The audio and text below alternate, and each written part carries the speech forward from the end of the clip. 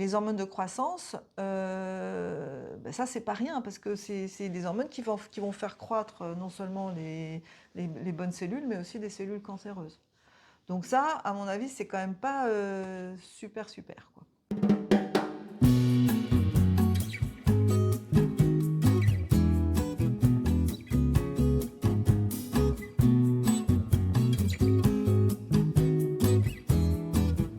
Eh bien, bonjour à tous. Aujourd'hui, je suis avec Laurence, donc toujours Laurence, Toujours Laurence, toujours naturopathe, toujours naturopathe, à Lille, à Marc-en-Barœul, près de Lille, dans le nord de la France. avec un beau soleil, Avec chose ouais, il y a un assez super. Il rare. fait très beau dans le nord en ce moment. Ouais, c'est vrai Voilà. que là, on est assez gâtés. Ouais. Et pour ma part, du coup, Anatole, fondateur d'Anteos, une marque d'argile, et également en formation pour être argilothérapeute. Et avec Laurence, on vous propose donc des petits échanges autour de la nutrition. Et aujourd'hui, je me suis habillé de blanc vêtu, puisque nous allons parler des produits laitiers. Pas mal ça. J'avais pas capté, mais oui. Voilà.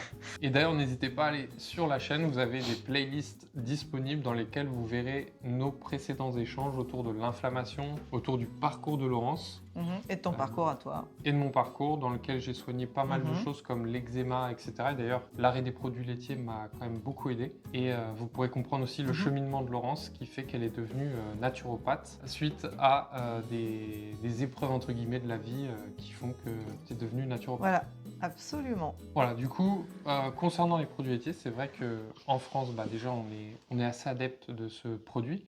Moi, ce que j'avais lu sur le sujet, c'est que au niveau des mammifères sur Terre, on est le seul mammifère qui consommons le lait d'une autre espèce. Absolument, c'est vrai.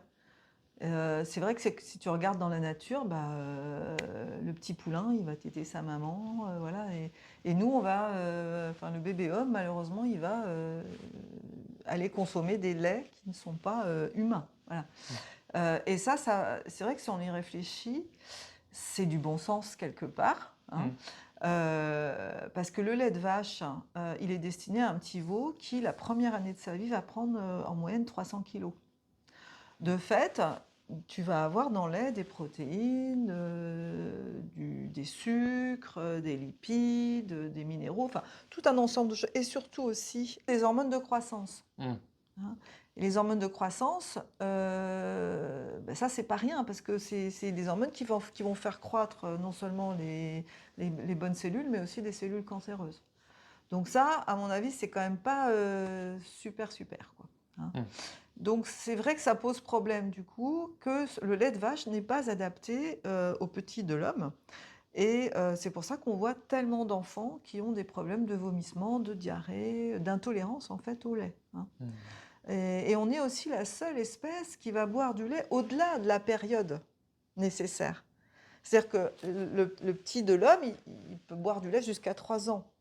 Mais au-delà, il n'y a pas nécessité de boire du lait.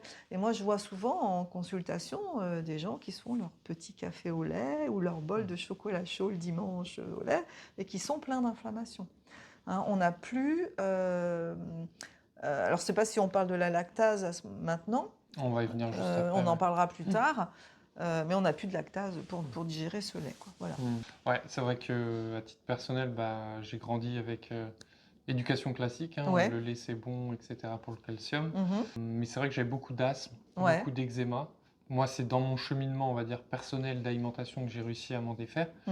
Mais est-ce que sur certaines pathologies, notamment tout ce qui est sphère ORL, etc., est-ce qu'il y a des Ah oui, incidents à ce c'est niveau-là? vrai que moi je le constate assez fréquemment, des personnes qui viennent au cabinet avec des pathologies ORL. Si elles sont grandes consommatrices de produits laitiers, tu leur fais arrêter les produits laitiers animaux et ça va nettement mieux. Parce que ça va créer de l'inflammation. Il y a plein de choses dans le lait qui vont générer de l'inflammation, notamment la caséine. La caséine, c'est une des protéines, parce qu'il y a plusieurs types de protéines dans le lait. Il y a des protéines solubles qui, elles, sont en faveur d'un bon système immunitaire, donc qui sont protectrices. Mais en revanche, tu as de la caséine, qui sont des protéines qui sont difficiles. Tu sais, c'est ce qui fait cailler le lait. Et c'est difficile à digérer. Et il y en a 80% dans le lait de vache, contre 20% dans le lait de la maman. Donc, fatalement, il y en a trop. Donc, qu'est-ce que fait le corps avec ça ? Il fait une intolérance. Donc, c'est ça qui est important à comprendre. Ok, donc la caséine. Mm. Et tout à l'heure, tu disais le lactase. La Oui, il y a lactase. aussi alors la lactase. C'est quoi la lactase? C'est une enzyme, Mm. tu vois, qui permet de digérer le lactose. Le lactose, c'est le sucre du lait, hein.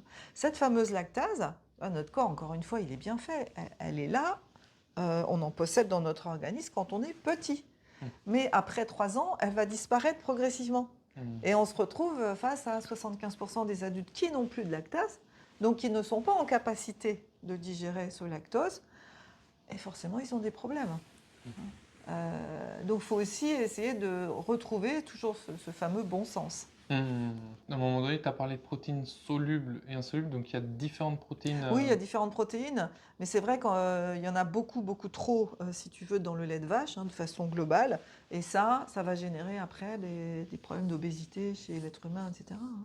Ok. Tu as aussi beaucoup trop de lipides dans le lait de vache. Alors, des lipides qui sont des acides gras saturés, hein. Il y en a beaucoup plus dans le lait de vache que dans le lait de la maman. Donc, les acides gras saturés, ça va donner quoi? S'il y a une trop grande consommation, ça va donner du cholestérol, ça va donner des triglycérides, ça va donner des maladies cardiovasculaires, d'obésité, etc., quoi. Mhm. Et en revanche, il ne contient pas assez d'oméga 3. En tout cas, dans les vaches qui ne mangent pas d'herbe. Hein, si une vache, elle va manger de l'herbe, elle va aller au pré régulièrement, l'herbe, normalement, contient des oméga 3. Donc Oui. là, il y aura ces substances anti-inflammatoires qui seront bonnes. Mais malheureusement, c'est de moins en moins le cas, hein. Tu as beaucoup de vaches qui sont à l'étable tout le temps, qui ne sortent pas, et à qui on donne des espèces de tourteaux bien riches en oméga 6. Et là, du coup, on est Maïs, sur de soja, l'inflammation. tout ça, ouais. Voilà. Mm. Donc voilà, en gros, il y a 4 fois trop d'oméga 6 plus d'oméga 6 dans le lait de vache que dans le lait de la maman. Ok, donc caséine différente sur le lait de vache et Mhm. lait de maman, les acides gras dont tu viens de parler. Est-ce que au niveau des sucres, par exemple, il y a des trucs qui changent entre les deux? Oui, oui, oui, mais alors, tu vois, c'est marrant parce que on pourrait croire que du coup, le lait de vache est plus sucré. Ben non, en fait, c'est le contraire. Le Ah lait ouais. de la maman est beaucoup plus sucré, mais c'est une catégorie de sucre qu'on appelle des oligosaccharides et qui sont protecteurs. Donc protecteurs au niveau de tout ce qui est inflammation. Et en revanche, le lait de vache n'en possède pas du tout. Ok. Tu vois. Comme quoi la nature est C'est vachement bien bien fait, faite, hein, ouais. quand on y pense. C'est pour ça qu'il faut retrouver un peu de bon sens. Pareil, dans le lait de vache, tu as également énormément de sels minéraux. Mm. Alors tu peux dire, ouais, les sels minéraux, c'est génial. Mm. Bah oui, mais non. Parce que le bébé, quand il est petit, ses reins ne sont pas suffisamment matures. Donc il ne peut pas assimiler ces sels minéraux. Tu vois. Du coup, il va devenir carencé. Enfin, tu vois, c'est tout un ensemble de choses, d'aspects qui sont fondamentaux et qui nous montrent que le lait de vache, en fait, ça n'a aucun sens. Et puis, pour finir, les laits maintenant qu'on trouve dans les supermarchés, ils ont subi énormément de manipulations, hein. Ils ont de manipulations. Ils ont été chauffés, on leur a ajouté des vitamines synthétiques. Alors autant dire que les vitamines synthétiques, c'est pas du tout assimilé par le bébé, hein, c'est pas, le corps ne reconnaît pas, donc il assimile pas. Alors que le lait de la maman, c'est un produit qui est frais, qui est à température, qui est adapté, qui est vivant, c'est un produit vivant. Hein, alors que quand c'est passé par le circuit industriel, c'est plus un produit vivant. Donc voilà, pour tous ces aspects-là,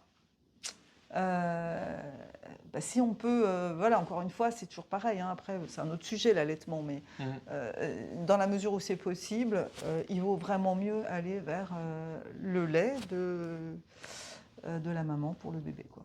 Là où c'est en train de me questionner, c'est je sais à quel point c'est important quand il est jeune, entre 0 et 3 ans, son microbiote est en train de se Tout à constituer fait, et malheureusement on leur met un peu n'importe quoi, on n'a pas les bonnes connaissances. c'est ça. On s'est un peu Ouais. décentré de notre intuition, Mhm. de nos ancêtres. Bien On sûr. raisonne plus du tout Ouais, par ouais, bon ouais. sens. Le microbiote du bébé, il se fait à 2 niveaux. Il se fait au niveau de l'allaitement et au niveau de l'accouchement par voie basse aussi. Alors ça, c'est un autre sujet, Ouais. hein. Mais un bébé qui est né par césarienne et qui est allaité par du lait de vache, il aura forcément un microbiote qui sera beaucoup plus appauvri qu'un bébé qui aura eu une naissance par voie basse et un allaitement maternel. Alors du coup, la fameuse phrase qu'on entendait à la télé, Je vois ce que tu veux dire. Je l'entends encore. On a été bercés toute notre enfance par ça. les produits laitiers sont-ils nos amis pour la vie? Ça n'a pas l'air si vrai que ça. Bah non. Non? Bah non, malheureusement, c'est pas vrai. Alors, pourquoi? Parce que, alors, c'est vrai que dans le lait, dans les produits laitiers animaux, il y a du calcium. Ça, c'est une vérité. Mais ce qu'on sait moins, c'est qu'ils sont beaucoup moins assimilables que le calcium que tu vas trouver dans les produits végétaux. Mmh. Tu vois? En moyenne, en gros, hein, on ne va pas rentrer dans des chiffres précis, mais les produits laitiers sont assimilables à peu près à 30% par le corps, et le calcium issu de végétaux est plutôt assimilé à partir vers 40%, voire 40%. 60% chez certains végétaux. Ok. Ouais. Ah ouais. Mm. Et donc, dans quels végétaux on pourrait le trouver à peu Alors, on près? peut le trouver énormément dans tout ce qui est légumes à feuilles, tout ce qui est crucifères, hein. Dans les crucifères, tu vas trouver énormément tout ce qui est choux, quoi. Les brocolis, les choux-fleurs, les choux ras, enfin tous les choux. Tu vas trouver beaucoup de calcium. Ouais. Après, faut-il encore que le légume soit bio, hein, parce Mmh. que s'il n'est pas bio, il n'y a plus rien dedans. Donc, Mmh. et puis tu peux trouver ça aussi dans d'autres aliments, comme le sésame. Le sésame est très riche en calcium, comme les haricots blancs, hein, dans pas mal de légumineuses, tu en as. Et la sardine, alors c'est pas du tout végétal une sardine, hein, non plus, mais la sardine, à partir du moment où tu la manges avec l'arête, parce Les que arêtes, l'arête ouais. est très très riche. Donc moi, ce que je conseille souvent, parce que les gens, Mm. voilà, c'est de faire de se concevoir ces petites rillettes de sardines soi-même. Et Ok. là, c'est vraiment riche en calcium. Donc il y a plein Mm. d'aliments où on peut trouver du calcium, hein. Moi, je sais que je mange pardon, aussi des amandes Ouais, les amandes, très ouais, juste, j'ai oublié. Oui, oui, tout à fait. le matin ou Mm. même à 17h en Oui, collation. ça c'est excellent. Et Ouais. ça, je sais que c'est bien aussi les magnésiums qu'il y a dans les amandes. Ouais. Après, Et puis des protéines. Il y a et puis les des protéines. protéines dans les amandes. Ouais. Et alors, il y a autre chose aussi, et c'est là où on peut parler de l'équilibre acido-basique. Si tu veux, dans le corps, il existe des systèmes très intelligents, hein. Donc, il y a un système qui s'appelle le système acido-basique. C'est un équilibre. C'est-à-dire que dans ton corps, il faut qu'il y ait autant de bases que d'acides. Et si on mange correctement, ça se passe bien. Si on mange sainement, des fruits, des légumes, tout ça, voilà. Si on mange, si on a une alimentation plutôt préparée, industrielle, raffinée, avec des pesticides, etc., avec des gras saturés, il se trouve qu'on va avoir de nouveau, dans notre corps, on va avoir beaucoup plus d'acidité, hein, qui va pénétrer dans notre corps.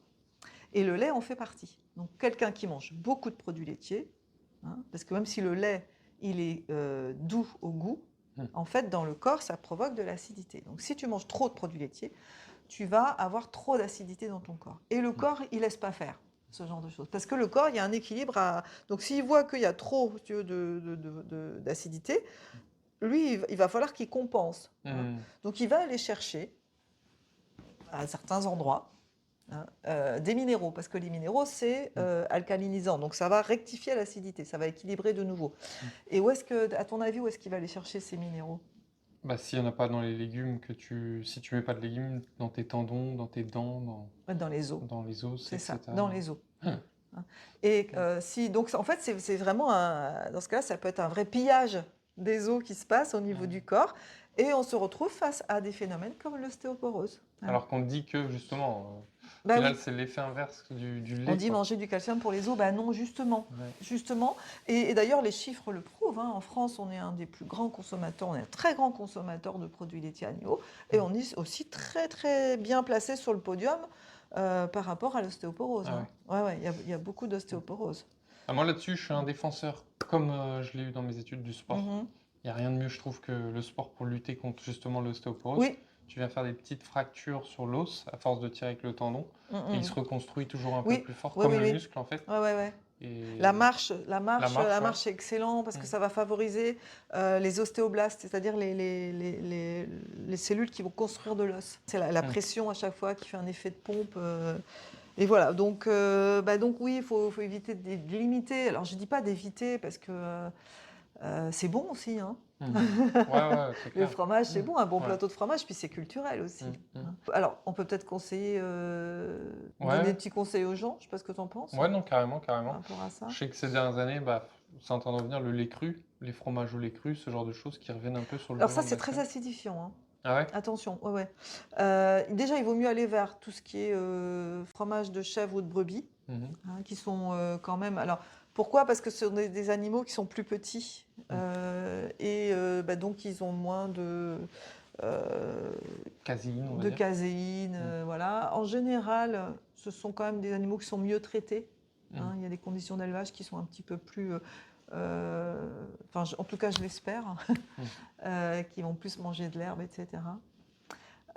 Voilà, donc il vaut mieux aller vers ces fromages-là. De toute façon, je crois qu'il faut vraiment éviter la consommation de lait en tant que liquide. Parce que dans les fromages, tu as aussi une transformation, tu as moins de Ouais. caséine. Et puis après, il y a tout un tas de produits végétaux qui peuvent aider aussi au niveau culinaire, hein, pour éviter, par exemple, d'utiliser des crèmes fraîches. Alors, il existe quand même, on arrive à trouver des crèmes fraîches de chèvre. Hein, Ok. ou de brebis. Ah ouais? Ok. Ça existe. Alors, c'est pas toujours facile à trouver, mais ça existe.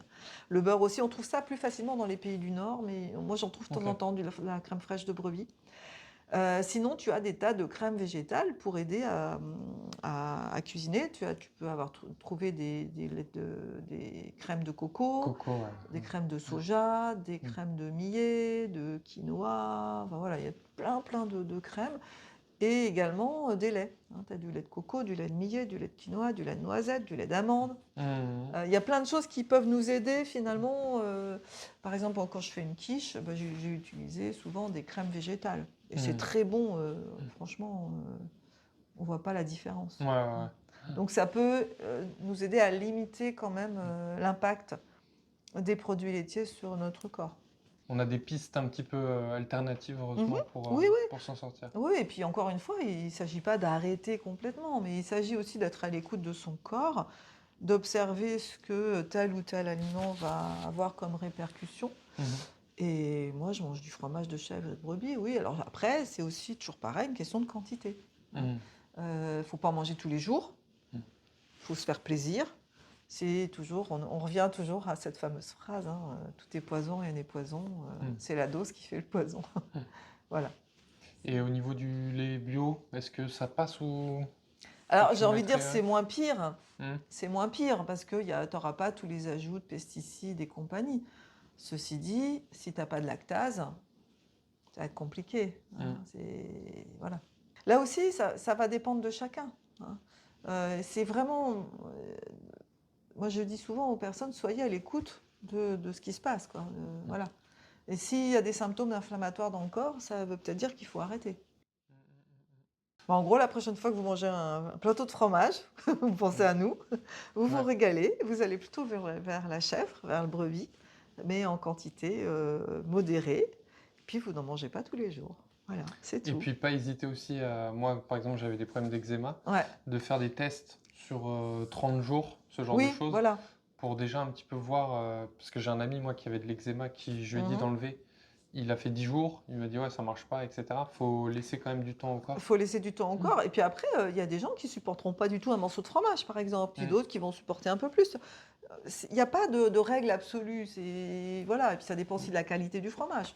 Ouais, et je pense qu'une fois que le terrain aussi il est assez renforcé, qu'on a bien renforcé son microbiote, moi aujourd'hui de temps en temps, je vais mettre du fromage quand j'ai envie, vraiment, genre une vraie envie, mais pas tous les jours. Voilà. Genre 2 fois par mois, mais encore, même peut-être C'est plus. du bon sens et ça voilà, la décision elle appartiendra à chacun ça, en fonction des ressentis. Voilà, quoi. Ça reste des bons alliés, je pense, d'un point de vue culinaire. Ah oui, absolument. Mais d'un point de vue santé, c'est vrai que si les gens rencontrent beaucoup d'inflammation, vous avez des problèmes d'arthrite, d'arthrose, etc., il faudra peut-être à un moment donné passer à l'étape de tenter une petite réduction, voire suppression temporaire pour aller mieux dans son corps. Donc pour moi, c'est bon, tu prêches un convaincu, Laurence. On va retrouver tout le monde pour un prochain épisode. Ce sera sur le sucre, parce que souvent il est un peu assimilé uniquement au sucre en poudre. Et n'hésitez pas à aller voir les podcasts sur la chaîne. Il y en a déjà 4 à ce jour. Donc vous cliquez, vous avez l'onglet playlist dans lequel vous voyez un petit peu tous les sujets qu'on a pu aborder jusqu'à maintenant. Donc on vous dit à la prochaine. À la prochaine. Prenez soin de vous. Au revoir. Au revoir.